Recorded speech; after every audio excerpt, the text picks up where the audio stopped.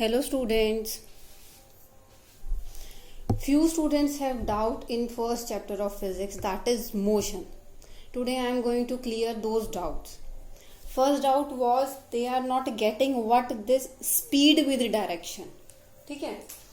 Speed with direction.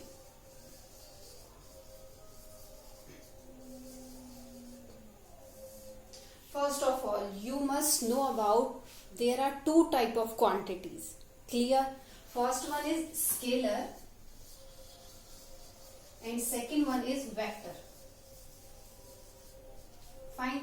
Scalar quantities are those that have only magnitude.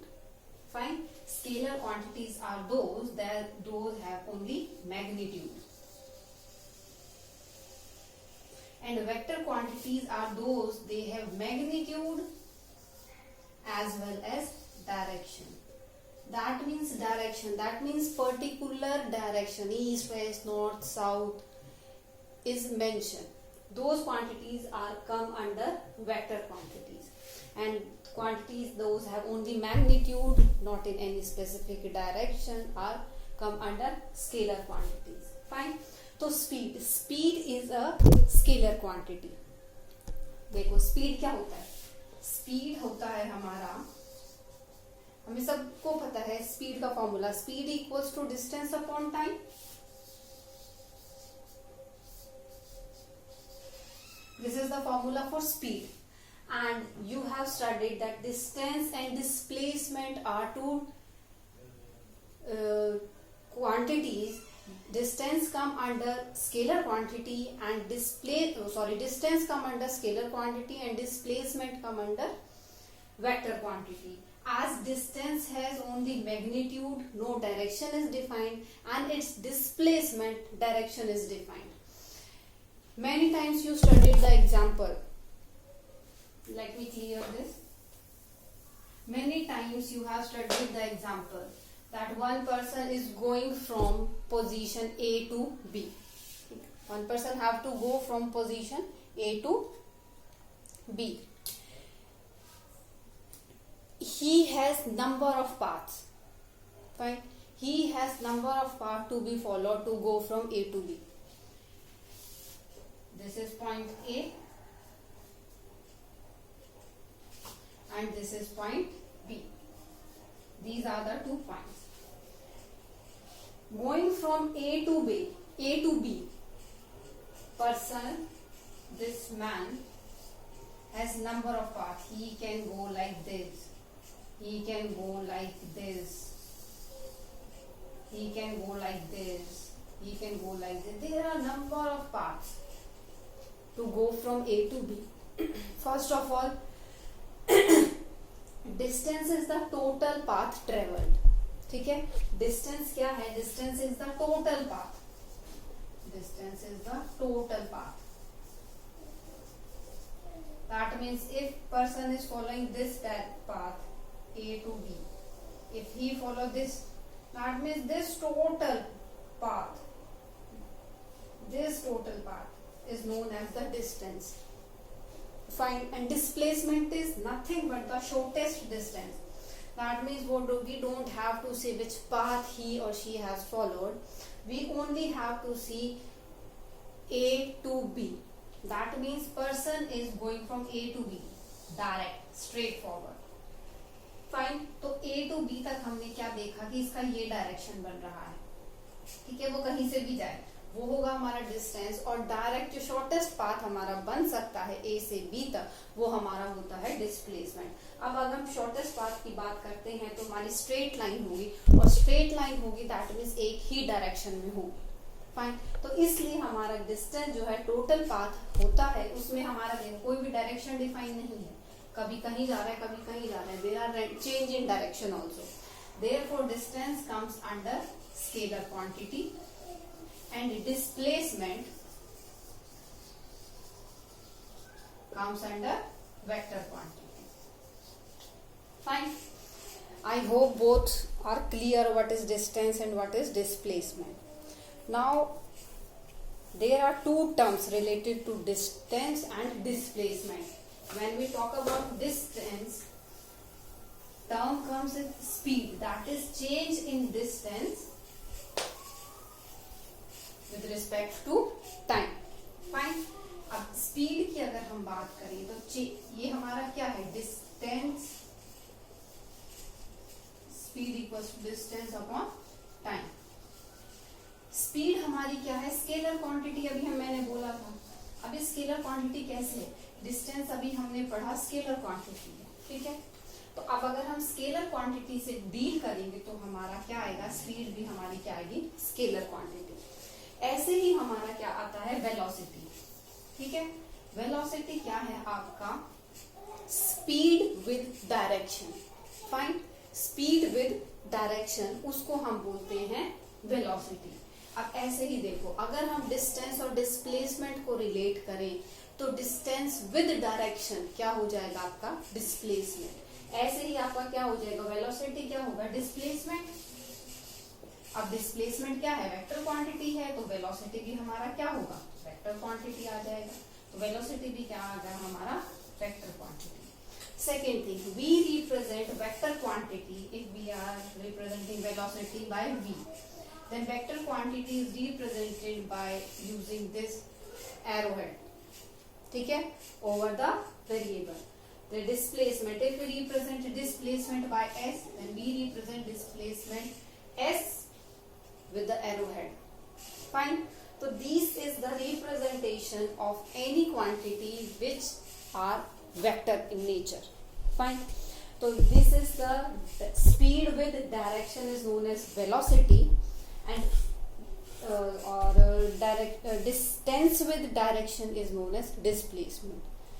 These two things, हम इनको सिर्फ direction के basis पर distance, हमारी एसआई यूनिट दोनों की सेम होती है, डिस्टेंस की भी डिस्प्लेसमेंट की भी, जो कि हमारी मीटर, सेंटीमीटर, किलोमीटर. ठीक है, मीटर होती है एसआई यूनिट. अब देखिए स्पीड क्या है, स्पीड की भी यूनिट क्या है, डिस्टेंस अपॉन टाइम. डिस्टेंस किस में होता है हमारा, किलोमीटर, मीटर, और टाइम क्या है, सेकंड, आर हो सकता है आपका.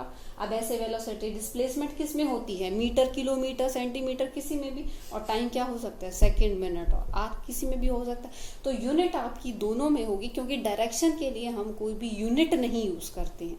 ठीक है, डायरेक्शन की कोई यूनिट नहीं होती कि ईस्ट में जा रहा है तो उसकी यूनिट अलग होगी, वेस्ट में जा रहा है तो डायरेक्शन के लिए हमारे पास कोई यूनिट नहीं होती है. तो हमारे पास क्या है, अगर हमारी स्केलर क्वांटिटी है, वेक्टर क्वांटिटी है, तो हमारी जो यूनिट होगी वो दोनों कंडीशंस में सेम होगी. I hope this is clear. Speed with direction and distance with direction. जो इससे नेक्स्ट डाउट था वो था हमारा, जो पूछा गया है, वेलोसिटी टाइम ग्राफ. ठीक है. अब देखिए वेलोसिटी टाइम ग्राफ क्या है. अब जो ग्राफ होता है आपका, वो आपको पता है कि हम कैसे रिप्रेजेंट कराते हैं ना. ग्राफ हम कैसे प्लॉट करते हैं. कोई भी दो क्वांटिटीज होती हैं हमारी, एक को हम एक्स एक्सिस के कॉरेस्पॉन्डिंग रखते हैं, दूसरी को हम वाई एक्सिस के कॉरेस्पॉन्डिंग रखते हैं. तो हम दो क्वांटिटीज के बीच में आप बोल सकते हैं कि रिलेशन प्लॉट कर रहे हैं. ठीक है.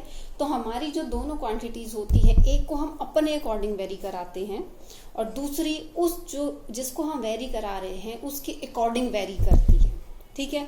तो जिसको हम अपने अकॉर्डिंग वेरी करा रहे हैं उसे हम बोलते हैं इंडिपेंडेंट वेरिएबल, और जो वैल्यू या जो क्वांटिटी हमारी उस इंडिपेंडेंट वेरिएबल के अकॉर्डिंग वेरी करती है उसको हम बोलते हैं डिपेंडेंट वेरिएबल.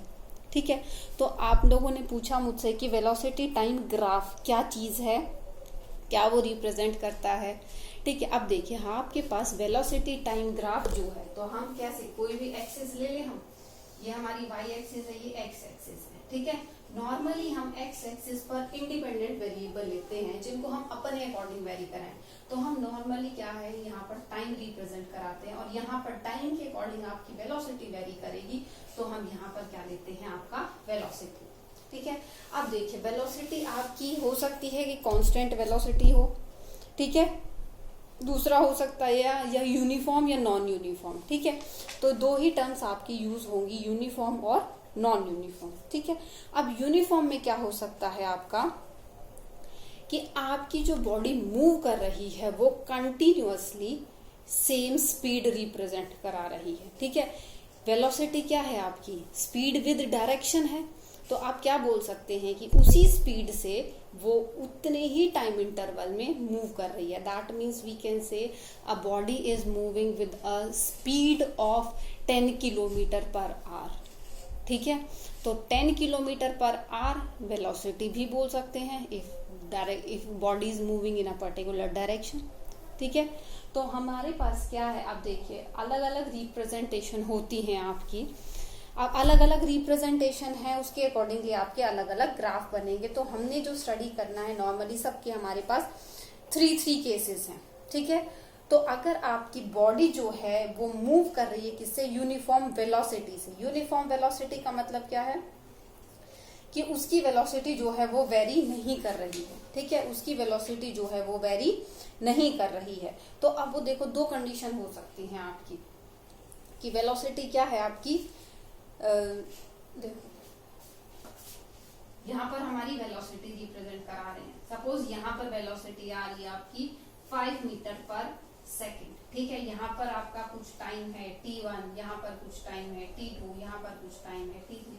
तो अगर हमारे t1 पर भी वो 5 मीटर पर सेकेंड की स्पीड से चल रहा है, t2 पर भी 5 मीटर पर सेकेंड की स्पीड, t3 पर भी 5 मीटर पर सेकेंड की स्पीड, तो अगर हम ग्राफ प्लॉट करें तो ये तो ऐसे स्ट्रेट लाइन आ गई हमारी।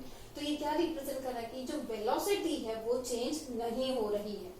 ठीक है, वेलोसिटी कितनी है आपकी 5 मीटर पर सेकेंड की ही वेलोसिटी से आपकी जो बॉडी है वो मूव कर रही है। फाइन, तो अगर आपकी बॉडी 5 मीटर पर सेकेंड की स्पीड से ही मूव कर रही है तो इसका मतलब क्या है, कोई चेंज नहीं आ रहा है वेलोसिटी में। ठीक है, कोई चेंज नहीं आ रहा है वेलोसिटी में। तो इसका मतलब क्या हुआ, आपकी जो बॉडी है वो यूनिफॉर्म वेलोसिटी से मूव कर रही है। ठीक है, ये देखो डिफरेंस क्या है। अब जो दूसरा पॉइंट है उसको ध्यान से देखना। अगर हमारे पास वेलोसिटी टाइम का ही ग्राफ है, ठीक है, अगर आपका वेलोसिटी टाइम का ही ग्राफ है और उसमें देखिए आपकी स्ट्रेट लाइन आती है, आपका ये वेलोसिटी और ये आपका टाइम का ग्राफ है। अगर ये इस तरीके से स्ट्रेट लाइन आती है तो आप बोल सकते हैं body is moving with a uniform acceleration. ठीक है, अब एक्सेलरेशन के पता है ना क्या होता है, एक्सेलरेशन होता है आपका change in velocity with respect to time. ठीक है, rate of change of velocity आप बोल सकते हैं। तो rate of change of velocity मतलब हम टाइम के कॉरेस्पॉन्डिंग ले रहे हैं। तो हमारी कोई भी दो velocity v2 minus v1 divided by t2 minus t1, तो इतने टाइम में आपकी कितनी वेलोसिटी चेंज हुई है तो उसे हम बोलते हैं एक्सेलरेशन। तो अब you can define acceleration at rate of change of velocity. Fine, तो अब देखिए अगर आपकी बॉडी जो है या आपकी कोई भी कार है, कोई भी व्हीकल है, तो कोई भी ऑब्जेक्ट है आपकी, वो अगर इस तरीके से मूव कर रही है, मतलब इसकी देखो वेलोसिटी कंटिन्यूअसली सेम रेट से इंक्रीज कर रही है। ठीक है ना, तो वेलोसिटी क्या है आपकी, velocity is increasing with the uniformity. ठीक है, अब यूनिफॉर्मिटी के साथ अगर आपकी वेलोसिटी इंक्रीज कर रही है, अब देखो इंक्रीज कर रही है तो हम क्या बोल सकते हैं, चेंज हो रही है। ठीक है ना, उतने ही टाइम में हर बार उतनी ही आपकी वेलोसिटी इंक्रीज कर रही है। अब rate of change of velocity क्या कहलाता है, एक्सेलरेशन। तो इस अगर आपका ऐसा ग्राफ आता है वेलोसिटी और टाइम के बीच में, तो आप यहाँ पर बोल सकते हैं कि ये रिप्रेजेंट कर रहा है आपकी यूनिफॉर्म एक्सेलरेशन। ठीक है, और अगर आपका इस तरीके से पैरेलल टू एक्स एक्सिस आपकी अगर स्ट्रेट लाइन आ रही है तो you can say that object और body is moving with the uniform velocity. तो ये क्या है आपका यूनिफॉर्म वेलोसिटी, क्योंकि आपके यहाँ पर वेलोसिटी चेंज नहीं हो रही है। और ये ग्राफ अगर आता है तो ये क्या रिप्रेजेंट कर रहा है, यूनिफॉर्म एक्सेलरेशन। ठीक है, एक्सेलरेशन क्या है, rate of change of velocity. ठीक है, अब देखिए क्या है, ये चीज क्लियर आ गई। अब देखो इस अगर आपके पास ऐसा ग्राफ आता है तो इस ग्राफ से हम दो चीजें बता सकते हैं। ठीक है, क्वेश्चन भी आपसे यही पूछा जा सकता है कि आपके पास अगर कोई भी ऑब्जेक्ट है वो यूनिफॉर्म एक्सेलरेशन से मूव कर रही है तो उसका वेलोसिटी टाइम ग्राफ कैसा होगा। ठीक है, तो वेलोसिटी टाइम ग्राफ ऐसा होगा अगर बॉडी यूनिफॉर्म एक्सेलरेशन से मूव कर रही है। दूसरा क्वेश्चन ये पूछा जा सकता है कि जो अगर आपके पास वेलोसिटी टाइम ग्राफ अगर आपकी बॉडी का ड्रॉ करते हैं और वो एक्स एक्सिस पे इंक्लाइंड होता है, एक्स एक्सिस पर इंक्लाइंड है ना, एक्स एक्सिस से अगर हम देखें तो ये एंगल फॉर्म कर रहा है, एक्स एक्सिस से इंक्लाइंड है, ठीक है। अगर एक्स एक्सिस से इंक्लाइंड है तो उस कंडीशन में आप क्या क्या चीज हमें इस ग्राफ से पता लग सकती है, ठीक है। तो हमें इस ग्राफ से दो चीजें पता लग सकती हैं, क्या, एक तो हम एक्सेलरेशन निकाल सकते हैं, दूसरा हम बता सकते हैं distance travelled by the body, ठीक है। अब देखिए अगर हम एक्सेलरेशन की बात करते हैं तो जो ये स्लोप है, slope represent acceleration and area under the curve represent your distance, ठीक है। तो दो जो काम की चीजें आपको लर्न करनी है, अगर आप कोई भी आगे कॉम्पिटिटिव एग्जाम में जाते हैं तो आपसे ये बहुत कॉमन क्वेश्चन पूछा जाता है कि जो स्लोप है, ठीक है, स्लोप ऑफ दिस ग्राफ, ठीक है, स्लोप ऑफ ग्राफ हमारा क्या रिप्रेजेंट करता है, एक्सेलरेशन। ये स्लोप ऑफ ग्राफ से हम एक्सेलरेशन निकाल सकते हैं। और दूसरा क्या चीज आती है आपकी एरिया, ठीक है, एरिया ऑफ ग्राफ से हम क्या निकाल सकते हैं, इसका डिस्टेंस, ठीक है, या आप बोल सकते हैं डिस्प्लेसमेंट। फाइन, तो डिस्टेंस या डिस्प्लेसमेंट हम इस ग्राफ से निकाल सकते हैं। अब देखो वेलोसिटी अगर हमें निकालनी है तो वेलोसिटी क्या होता है आपका, rate of change of, sorry acceleration अगर हमें निकालनी है तो एक्सेलरेशन क्या होता है, rate of change of velocity होता है। तो अगर हमें rate of change of velocity निकालना है तो हम कोई भी दो पॉइंट ले लेते हैं, ठीक है, और हमें क्या निकालना है, स्लोप निकालनी है। तो स्लोप क्या होगा, हम यहाँ पे ऐसे ड्रॉ कर लें, ठीक है, तो ये हमारी स्लोप होगी, क्योंकि हमें स्लोप किसके कॉरेस्पॉन्डिंग निकालनी है, एक्स एक्सिस के कॉरेस्पॉन्डिंग हमें स्लोप निकालनी है। तो हमने क्या किया, उसी पॉइंट पर जो आपका लोएस्ट पॉइंट है, दो पॉइंट हमने लिए, उसमें से जो लोअर पॉइंट आ रहा है उससे क्रॉस करते हुए मैंने एक्स एक्सिस के पैरेलल एक लाइन ड्रॉ कर ली, ठीक है। अब अगर जो हमने लाइन ड्रॉ करी है तो उससे हमारे पास जो इंक्लिनेशन है वहां पर हम एंगल बना देंगे। एंगल हमने बना दिया, एंगल की वैल्यू हमने ली है थीटा, ठीक है। तो ये हमारा क्या है, कुछ वैल्यू है, सपोज ये हमारी v1 है वेलोसिटी यहाँ पर और टाइम t1 पर। दूसरा पॉइंट हमने लिया है जहां पर वेलोसिटी है v2 और टाइम t2 पर, ठीक है। तो अगर ये हमारा ओरिजिन है, ये हमारा पॉइंट A है, ये B, ये C और ये D, ठीक है। तो अगर हमारी जो कोई भी ऑब्जेक्ट है या कोई भी बॉडी है मूव कर रही है, ठीक है, तो हम क्या बोल सकते हैं, अगर हम स्लोप की बात करते हैं तो स्लोप हम फाइंड करते हैं in terms of tan theta, ठीक है। किसी भी लाइन का अगर हमें स्लोप निकालना है तो हम उसको कैलकुलेट करते हैं in terms of tan theta. अब देखिए स्लोप हमें निकालना है यहाँ से लेके यहाँ तक, ठीक है। अब क्या है, ये tan थीटा के लिए क्या होता है, सबको पता है, ट्रिग्नोमेट्री में tan थीटा की वैल्यू होती है परपेंडिकुलर अपॉन बेस। अब परपेंडिकुलर क्या है, थीटा से सामने वाली साइड जो होती है वो आपकी परपेंडिकुलर होती है, ठीक है ना, और ये आपका राइट एंगल ट्रायंगल बनता है। तो परपेंडिकुलर क्या है आपका CE, ठीक है। तो perpendicular tan theta equals to CE upon जो आपकी वैल्यू है DE, ठीक है। ये आपका क्या आ गया, एक्सेलरेशन, ठीक है। इससे हमें क्या पता लगती है, एक्सेलरेशन। अब देखिए CE की अगर हम बात करें तो CE पर क्या है, वेलोसिटी, C और E पर अगर हम वेलोसिटी देखें तो हमारी v2 वेलोसिटी थी C पर, E पर कितनी वेलोसिटी हमारी v1, तो चेंज इन वेलोसिटी हो गया हमारा। अब DE क्या है, DE रिप्रेजेंट कर रहा है हमारा टाइम, ठीक है ना, DE रिप्रेजेंट कर रहा है टाइम। तो आपका जो हायर टाइम है उससे आप लोअर टाइम सब्ट्रैक्ट करेंगे तो हायर टाइम क्या है आपका t2 और लोअर टाइम क्या है आपका t1। तो ये क्या रिप्रेजेंट हो रहा है यहाँ पर, आपकी change in velocity, that means rate of change of velocity की इतना वेलोसिटी चेंज हो रहा है उतना हमारे with respect to time vary कर रहा है। तो ये तो आ गई हमारी क्या, एक्सेलरेशन, ठीक है। तो वेलोसिटी टाइम ग्राफ से अगर हम स्लोप की बात करते हैं तो स्लोप रिप्रेजेंट कराता है हमारा एक्सेलरेशन, ठीक है। और area under the curve represent कराता है आपका डिस्टेंस या डिस्प्लेसमेंट, ठीक है। तो अब एरिया अंडर द कर्व की अगर हम बात करें तो हमें क्या ये कंप्लीट कैलकुलेट करना पड़ेगा एरिया, ठीक है। तो अब इस कंप्लीट एरिया के लिए अगर हमें डिस्टेंस या डिस्प्लेसमेंट निकालना है तो हम क्या करेंगे, ये जो हमारा ट्राइंगल रेक्टेंगल बना था इसका एरिया प्लस जो हमारा ऊपर ट्राइंगल बन रहा है इसका एरिया, तो वो हमारा क्या बता देगा, हमारा डिस्प्लेसमेंट बता देगा। अब देखिए वेलोसिटी क्या होती है, डिस्प्लेसमेंट अपॉन टाइम, ठीक है। अगर हमें डिस्प्लेसमेंट निकालना है तो वेलोसिटी इनटू टाइम होगा हमारा। तो आप देखिए ये हमारी वेलोसिटी है, अगर हम इस रेक्टेंगल की बात, ये हमारी वेलोसिटी रिप्रेजेंट करा रही है एडी, है ना। अब देखो इसको हम कंप्लीट लिख लेते हैं। डिस्टेंस डिस्प्लेसमेंट अगर हमें निकालनी है तो डिस्प्लेसमेंट हमारी कैसे हो रही है, हमारी area of triangle A B E D, तो एरिया ऑफ ट्राइंगल आप रेक्टेंगल आ जाएगा A B E D plus area of triangle E C D, ठीक है।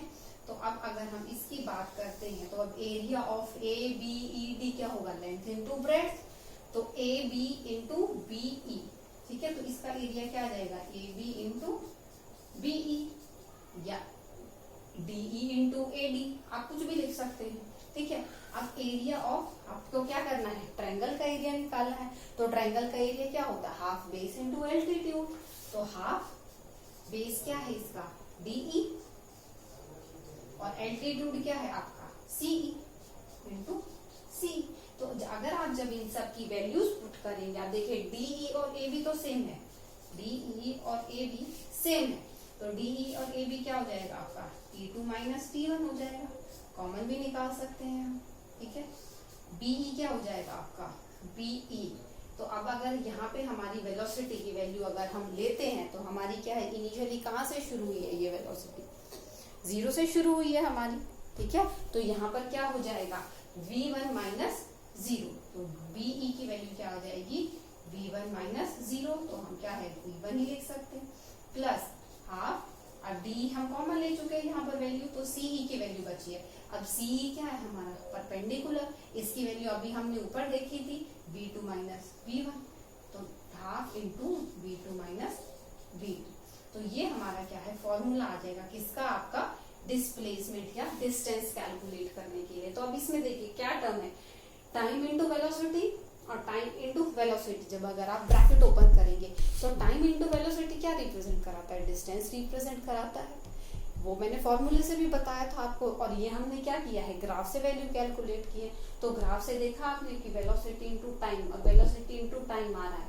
तो वेलोसिटी इंटू टाइम क्या होता है आपका डिस्प्लेसमेंट। तो अगर आपसे पूछा जाता है कि स्लोप क्या रिप्रेजेंट कराता है, if that slope is inclined with the x axis at any angle, तो स्लोप रिप्रेजेंट कराता है आपका एक्सेलरेशन। और अगर एरिया अंडर द स्लोप अगर पूछा जाए या एरिया अंडर द कर्व बोला जाए, दोनों में से कुछ भी बोला जा सकता है, वो रिप्रेजेंट कराता है आपका डिस्टेंस या displacement. I hope now this topic is clear. If anybody having any doubt regarding this topic, then do tell me. Otherwise, in next video we will start next lecture, that is next chapter, that is force. Okay, thank you class.